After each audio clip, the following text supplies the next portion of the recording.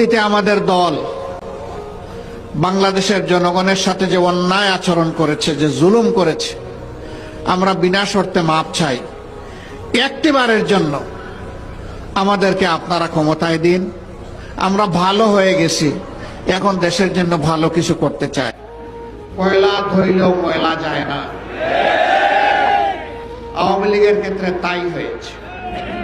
3 দফায় বাংলাদেশের মসনদে তারা এসেছিলেন। এই 3 বার তারা ক্ষমতায় এসে বাংলাদেশকে ছোপ ছোপ রক্ত আর খাড়ি খাড়ি লাশ উপহার দিয়েছে। 96 সালে ক্ষমতায় আসার আগে হাত জোর করে তারা জনগণের কাছে ক্ষমা চেয়েছে। অতীতে আমাদের দল বাংলাদেশের জনগণের সাথে যে অন্যায় আচরণ করেছে, যে জুলুম করেছে, আমরা বিনা শর্তে মাপ চাই। একটিবারের জন্য আমাদেরকে আপনারা ক্ষমতায় দিন। আমরা ভালো হয়ে গেছি, এখন দেশের জন্য ভালো কিছু করতে চাই। হাতে তসবি ছিল, মাথায় ঘুমটা ছিল। জনগণ সহজ সরল ভাবে ধারণা করেছিল তাদের মানসিকতার পরিবর্তন হয়েছে, কিন্তু না।